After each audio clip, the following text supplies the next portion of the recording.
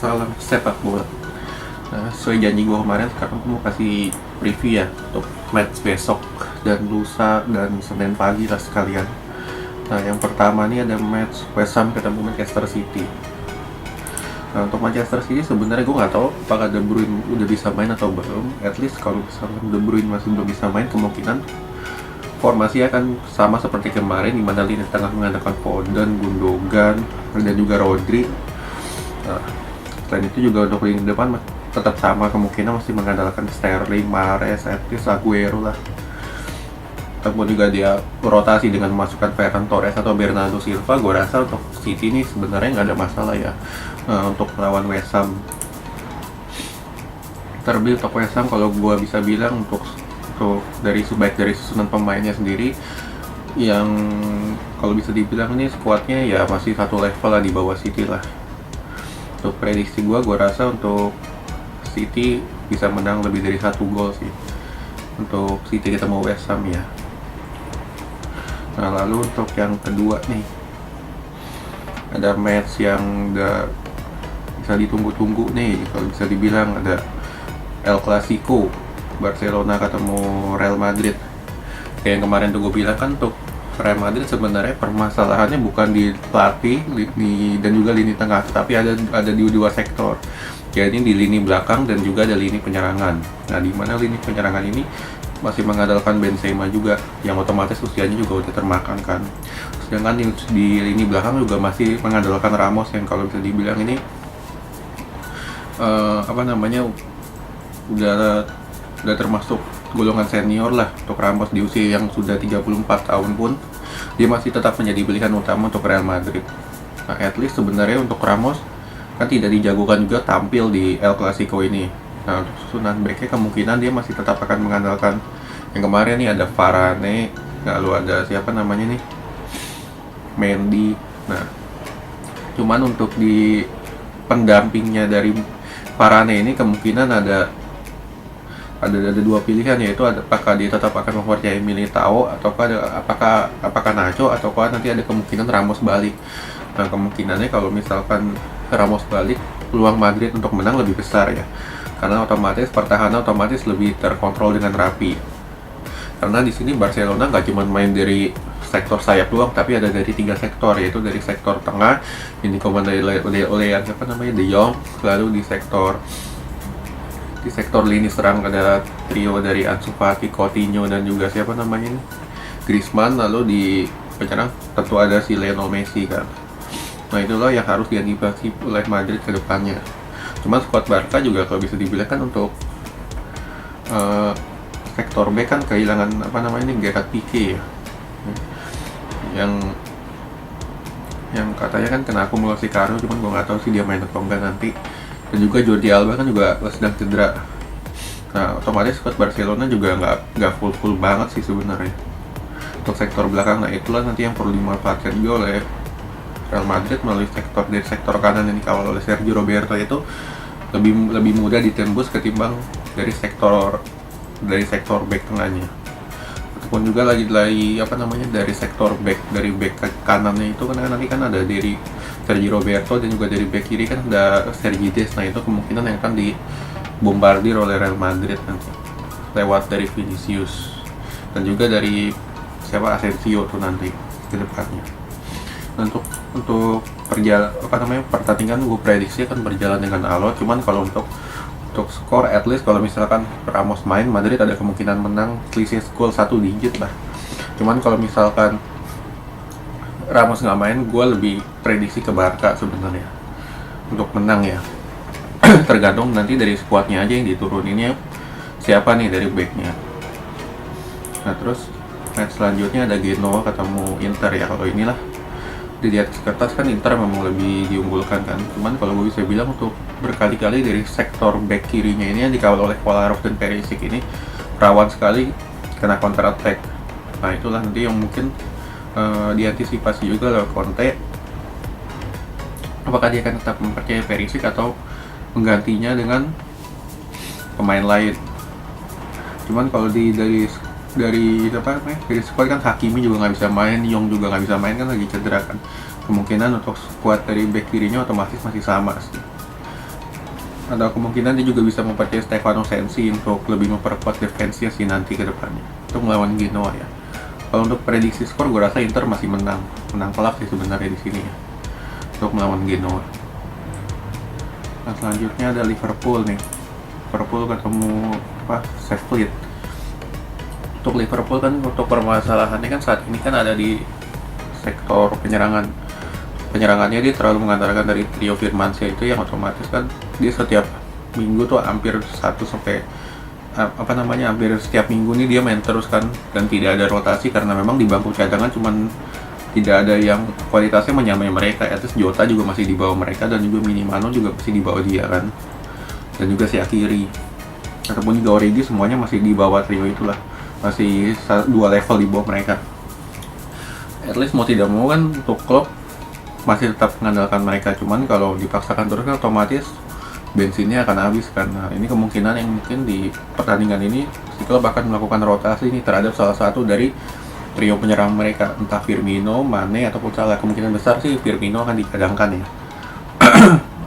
Akan dipasang juga nanti, kemungkinan akan ada Origi atau dari dari Jota dengan menggeser Mane ke tengah. At least itu kemungkinan besar akan lebih butuh penyegaran sih dari sektor penyerangannya.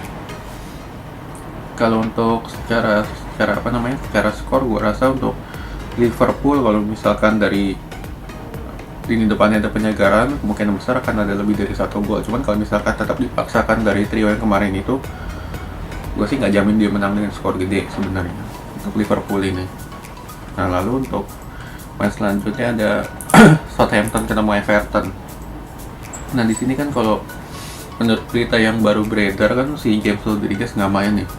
Nah, di sini kemungkinan besar si Carlo Ancelotti ini akan memasang dari Sigurdsson sih kemungkinan.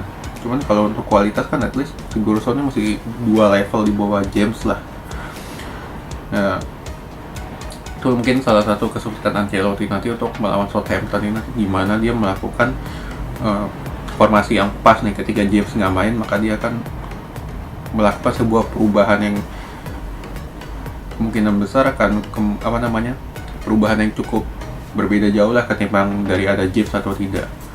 Nah, di sini nanti akan terlihat bagaimana nanti dari Everton untuk mencetak golnya. Kemungkinan besar sih untuk skor, kalau gue bisa bilang kalau James nggak main, Everton akan kesulitan ya untuk melawan Southampton nanti, karena dia cuma tipikalnya mengandalkan 1 pemain doang kan. Terus ketika pemainnya itu nggak ada, maka aliran bola tidak berjalan dengan maksimal.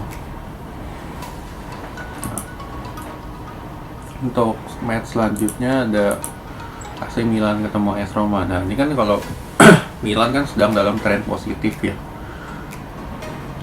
Ketika dia menyapu bersih semua kemenangan, termasuk dari yang match derby terakhir ketemu Inter kan dia juga menang.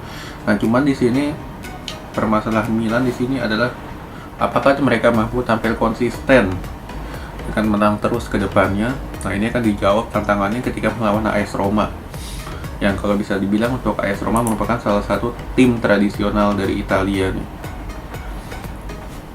yang sedang turun lah kalau penampilannya kan. Cuman seturun-turunnya AS Roma pun masih 1 level lah untuk dari secara kuat ya dengan Milan. Nah, untuk Milan ini kemungkinan besar mereka akan memainkan Kessie dengan Benacer sih, seperti biasa sebagai 2 jangkar itu kan. Nah, lalu untuk satu lini penyerang kan Calhanoglu nih dia tidak bermain karena cedera kan. Nah, kemungkinan dia akan memasang Tonali nih, dan Tonali di sini dia berfungsi sebagai pengatur ritme pertandingannya, kayak mirip Andre Pirlo lah kalau misalkan kalian nonton dulu tuh Milan zaman tahun 2007-an lah, 2007-2006 gitu kan, Pirlo tuh semua yang ngatur. Nah, ini Tonali di sini nih sama nih perannya kayak gitu nih. Nah, cuman di sini dari Stefano Pioli ini kemungkinan apakah dia akan menerapkan pola bermain dari pola long ball ataupun melalui bola-bola pendek. Dia ada 2 pilihan. Kalau misalkan dia mau bermain dengan long ball, dia akan memasang antara Leo ataupun dari Salamakers. Tapi kalau misalkan dia bermain dari bola-bola pendek, kemungkinan besar akan memasang Brahim Diaz. Karena tipikal Brahim Diaz ini adalah dia dari winger, nanti kan dia otomatis akan masuk ke tengah nih. Nah, otomatis formasinya dia berubah dari 4-3-3 menjadi 4-3-1-2. Nah, itu nanti yang kemungkinan besar akan diterapkan oleh Stefano Pioli. Karena kan lu tidak mungkin bergantung kepada Ibra yang dengan umur sudah 39 tahun itu kan diberi tekanan terus kan. Ibra cukup berat ya. Nah, itulah mungkin nanti yang akan diterapkan oleh Stefano Pioli ini ketika melawan AS Roma. Nah, untuk skor ini gua prediksi kemungkinan Milan akan menang tipis ya untuk melawan Roma ini. Nah, lalu untuk selanjutnya nih, Juventus ketemu Verona. Kalau Juventus, kalau bisa dibilang untuk saat ini dia sedang lagi mencari komposisi yang pas nih dari Pirlo nih. Karena kan selama ini mereka terlalu bermain kan dengan Pjanic kan sebagai sistemnya. Cuman kan di sini kan Pjanic otomatis sudah pergi ke Barcelona, Arthur yang menggantikan dan masih belum terlalu nyetel. Nah, ini yang masih akan tetap dicoba oleh Pirlo nih. Di mana dia akan menempatkan Arthur di dalam skuad dari Juventus ini dengan formasi 3 back-nya dengan 3-5-2-nya dia. Ataupun juga nanti dari 3-4-1-2-nya. Nah, untuk CAM Central Technical Feeder at least sebenarnya gue lebih prefer ke Dybala sih, karena dia kan memang posisinya dia tuh di nomor situ. Jadi untuk membantu dari lini gedornya Juventus ini, karena Ronaldo kan nggak bermain, otomatis tuh penyerangan akan berkurang nih. Yang cuma mengandalkan at least Morata ataupun Kulusevski sendiri ya kan berkurang tuh. Jadi otomatis kalau misalkan Juventus ingin mengejar gol yang banyak, gue prefer untuk Dybala akan bermain di sini sih sebenarnya. Terus match selanjutnya, match dengan permainan sepak bola pragmatis saat ini, yaitu ada Arsenal ketemu Leicester City. Nah, dimana untuk saat ini kan Arsenal bermain sama sekali tanpa playmaker kan. Nah, itulah yang menjadi salah satu tipikal permainan Arsenal yang baru lah kan untuk saat ini. Dia tidak lagi mengandalkan playmaker, tapi mengandalkan 2 pivot di situ. Dimana di situ kan ada Ceballos, lalu ada Partey kan. Nah, di sinilah yang nanti mungkin akan coba lebih lama dalam menguasai bola sih untuk Arsenal ketika melawan Leicester ya. Karena untuk Leicester ini tipikal bermainnya itu lebih mengandalkan counter attack yang otomatis di sini kemungkinan besar akan berkurang karena Vardy kan sedang cedera nih. At least kekuatan Leicester berkurang lah hampir 30-40%-nya, dan ini yang harus dimanfaatkan oleh skuad asuhan Mikel Arteta nanti ketika melawan Leicester. Nah, untuk prediksi skor gua rasa untuk prediksi skor untuk Arsenal kemungkinan besar seperti biasa akan menang tipis ya. Ya 1-0, 2-0, 2-1 lah minimal kan gitu. Seperti tipikal Arsenal yang saat ini. Nah, untuk skuadnya ya seperti biasa, trio lini serangnya mungkin PP akan dirotasi dengan Willian, Aubameyang akan bermain, lalu ada Lacazette. Nah, itu dia nanti yang akan coba mungkin dipasang oleh Arteta ya. Yang match terakhir nih, yang match yang salah satu juga yang match yang kalian tunggu juga, yaitu ada MU ketemu Chelsea. Ya, dua tim yang sedang dalam tren yang naik turun ya, kalau bisa dibilang tuh baik MU maupun Chelsea. Nah, dimana untuk Chelsea ini kesulitannya adalah sama dengan MU adalah sama-sama di lini pertahanannya ya. Dimana kalau untuk MU sudah mulai ada perbaikan, demikian juga untuk Chelsea. Cuman kalau untuk Chelsea, lini penyerangannya kemarin yang mandek ketika bertemu dengan Sevilla. Sebenarnya kalau untuk Chelsea lebih kepada penempatan pemainnya ya, dimana di sini si siapa namanya Lampard ini terlalu memaksakan Mount yang bermain di sayap kiri yang dia sendiri memang kurang nyaman untuk posisi itu kan. Kemungkinan kalau menurut gua lebih baik di posisi sayap kiri adalah memasang Christian Pulisic ya, yang otomatis itu, ataupun juga Odoi yang otomatis itu kan memang posisi aslinya dia. Nah, untuk di sayap kanan kemungkinan besar akan memasang Ziyech ya. Ziyech ini juga merupakan salah satu pemain bagus juga nih kalau bisa dimanfaatkan oleh Lampard. Nah, untuk posisi CAM-nya sementara kemungkinan besar dia akan mempercayai kembali Havertz ya. karena Havertz ini tipikal yang tipikal yang pergerakannya dia nih cukup bagus, cuman untuk body balance-nya kan memang masih kurang, at least ini juga masih baru kan di Premier League. Nah untuk Lampard ini kalau memang dia ingin memasang Mount, ya at least sebenarnya lu lebih prefer si Mount ini mendampingi Jorginho sih sebenarnya ya, di mana di row keduanya, di row kedua dari posisi bertahan itu. Jadi lu tidak tidak memanfaatkan cuma Jorginho doang, tapi itu juga ada Mount yang ikut juga dalam membantu mengatur ritmenya di situ nanti untuk Chelsea-nya. Ya kalau untuk penyerangan at least ya Lampard kemungkinan besar ya Werner lah, itu mutlak sih sebenarnya. Nah untuk MU sebenarnya untuk back gue nggak tahu Maguire bisa main apa enggak, karena kan kemarin di pertandingan terakhir dicederakan. Untuk back kemungkinan si Ole ini mempercayai kembali Tuan CB ya, yang lagi performanya kemarin kan juga bagus tuh lawan PSG, ataupun juga ada Lindelof. Nah untuk skemanya kemungkinan besar kalau Chelsea kan ya tetap 4-2-3-1 lah di formasi andalannya Lampard. Nah untuk Ole ini dia sedang gemar menggunakan formasi 3-5-2 ya, dimana dari 3 backnya ada Luke Shaw, lalu ada Tuan CB, dan juga ada Lindelof nanti, ataupun juga nanti ada Wan-Bissaka yang akan aktif maju mundur. Nah di situ nanti akan merupakan salah satu keunggulan dari Ole untuk di wingback kanannya. Nah untuk wingback kirinya kemungkinan besar Alex Telles akan bermain lagi seperti yang kemarin dia lakukan melawan PSG. Nah untuk lini tengahnya gue nggak yakin Pogba akan diberi kesempatan lagi. At least dia sudah dua match dicadangin, otomatis aliran bola dari MU kan memang lebih lancar. Kemungkinan besar untuk lini tengahnya kemungkinan besar si Ole mempercayai kembali Fred ataupun McTominay sih sebenarnya. Untuk sisi sayapnya seperti biasa dia akan mempercayai si Rashford, lalu ada Cavani juga dijagokan di sini, dia akan bermain sebenarnya Cavani ya. Cuman kalau untuk performanya sendiri ya lu jangan terlalu berharap banyak lah, karena dia juga baru pertama kali turun kan. Ya dia bisa main bagus aja juga udah oke sebenarnya untuk melawan debut di Premier League. Di debut dengan usia 33 tahun itu kan ya sulit juga sebenarnya. Kalau dia bisa cetak gol ya itu bonus untuk Cavani. Nah, untuk Mata juga at least dia juga cukup bagus ya kalau misalkan dimainkan sebagai sayap kanan, dengan dia kan bertukar formasi dengan Bruno Fernandes nanti sebenarnya kan.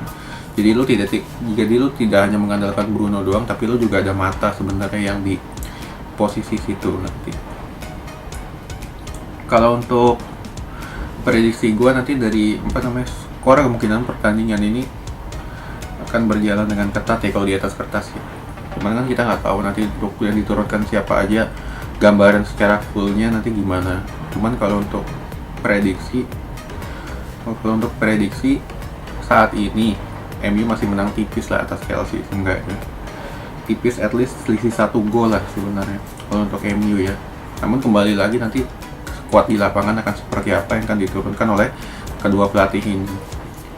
Cuman kemungkinan besar kalau Pogba bermain ya, kalau misalkan dia lagi top of form gue rasa MU bagus. Cuman kalau misalkan di performanya lagi anjlok untuk Pogba ya peluangnya besar di Chelsea nanti untuk pertandingan ini. Oke, sekian dulu dari preview gue kali ini. Nanti kita akan jumpa untuk analisa setelah pertandingannya.